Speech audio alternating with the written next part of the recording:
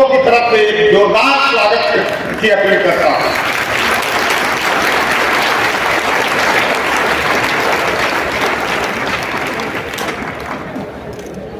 लेकिन ये कुछ मगध की धरती की तरह नहीं लग रहा। ऐसा हो कि लगे कि मगध की जो आवाज उठती थी वो कहां तक पहुंचती थी? यूनान तक।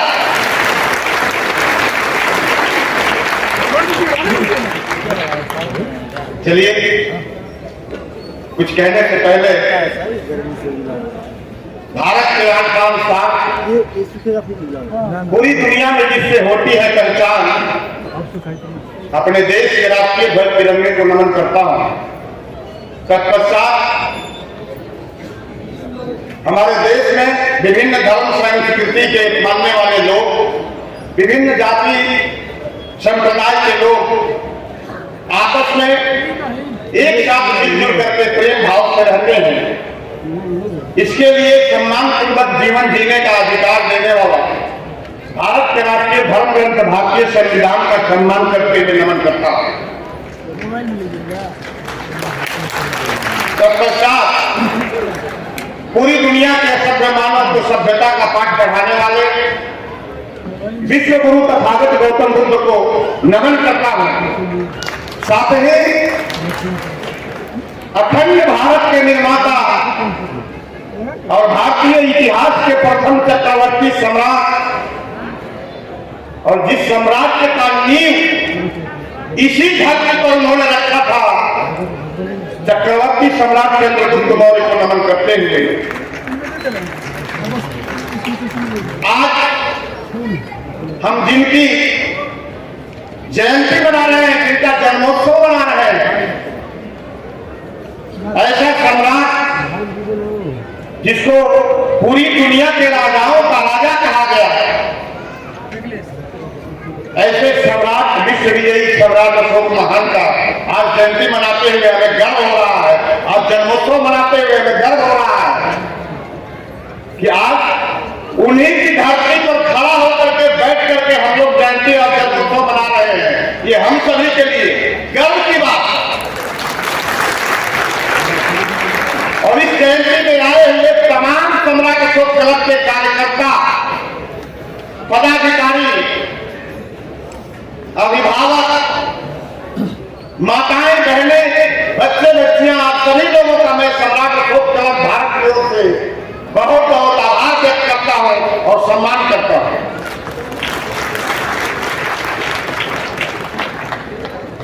और आप लोगों ने यह साबित कर दिया है कि विपरीत परिस्थितियों में हम लड़ करके विजय हासिल करने वाले हैं।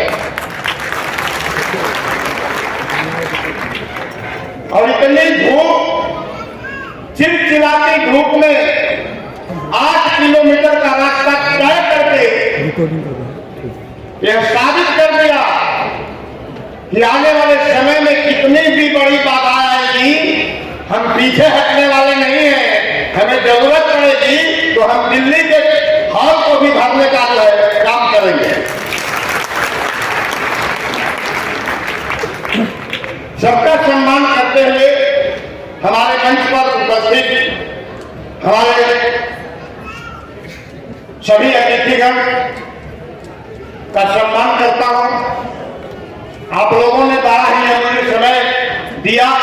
आज हमारे सभी कार्यकर्ताओं, पदाधिकारियों, दर्शकों, श्रोता बंधुओं को आप लोगों के अमूल्य विचार सुनने को मिलेंगे और हम अपने अतिथियों के अमूल्य विचारों को सुन करके उससे सीखने का प्रयास करते हैं और उसे अपने जीवन में धारण करके अपने जीवन को विकसित जीवन बनाने का प्रयास करते हैं। ऐसा ही हम सम्राट अशोक क्लब के लोग आज तक सीखे। आज इसी से संबंधित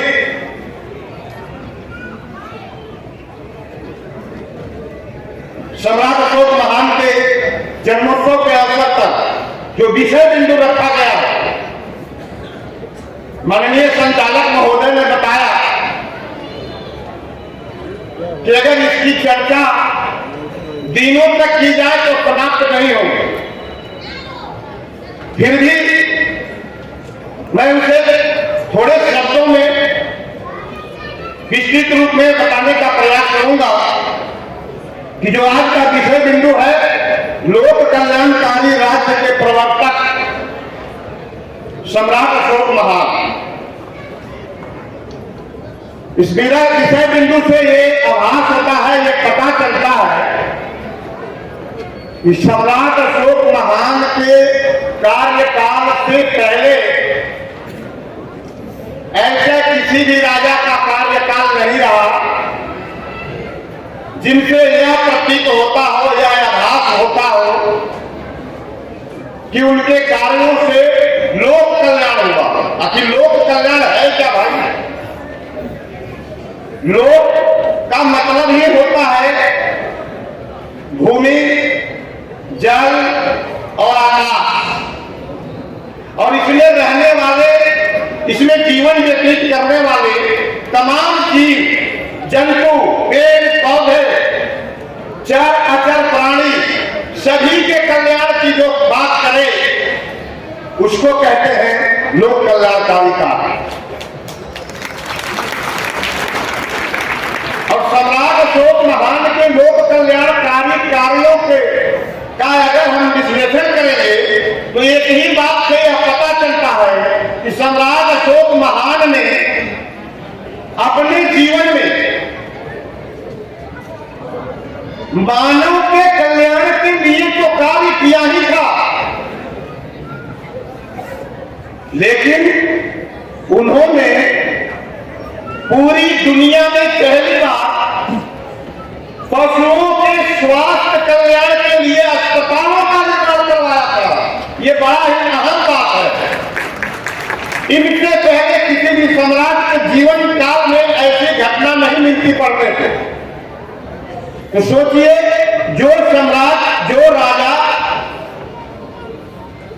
मानव के साथ साथ पशुओं का कल्याण चाहता था, चाहते हुए अपने जीवन को मानव कल्याण के साथ साथ जीव मात्र के कल्याण के लिए लगा दिया और अंत तक लगा दिया। और इसका गवाह इतिहास है कि अंत समय में उनको खाने के लिए एक आंवला मिला था। उस आंवले को भी उन्होंने मानव कल्याण के लिए दान में दे दिया, खाया नहीं, और भिक्षु संघ को दान में दिया और कहा कि इस आंवले को फूट करके आप लोग आपस में बांट करके खाने का काम करें। और पूरी प्रजा को जिन्होंने अपना संतान कहा, इससे बड़ा लोक कल्याण तो कुछ हो ही नहीं सकता। जो राजा पूरी प्रजा में रहने वाले लोगों को, चाहे वो मानव हो, व्यक्ति हो या पशु हो या जानवर हो या पक्षी हो, सबको क्या कहा कि ये पूरी प्रजा हमारी संतान है और इनके लिए मैं जितना भी कार्य करता हूं हमें संतुष्टि नहीं मिली। इससे बड़ा लोक कल्याणकारी शासक पूरे विश्व के इतिहास में नहीं मिलता। तो मैं चाहूंगा कि आज जो हमारे सम्मानित अतिथि मंच पर उपस्थित है, विराजमान है, आप जो भी बात यहां से बोलेंगे इस विषय बिंदु के इर्द गिर्द ही बोलेंगे, ताकि जिससे हमारे यहाँ कठिन परिस्थितियों में अपने अमूल्य समय को दे करके जो हमारे ये दर्शक और कार्यकर्ता पदाधिकारी जो यहाँ उपस्थित हुए हैं, तो वो आपकी बातों को सुन करके अपने जीवन में लाभ उठाएंगे। और मैं आप लोगों का भी आभार व्यक्त करता हूं कि यहाँ पर होने वाली चर्चा परिचर्चा को अपने कैमरे में कैद करके पूरे भारत ही नहीं विश्व के कोने कोने तक पहुंचाने का काम करने वाले प्रिंट मीडिया, इलेक्ट्रॉनिक मीडिया के बंधु और पदाधिकारी कार्यकर्ता, आप सभी लोगों का सम्राट अशोक क्लब की ओर से आभार व्यक्त करता हूं और स्वागत करता हूं।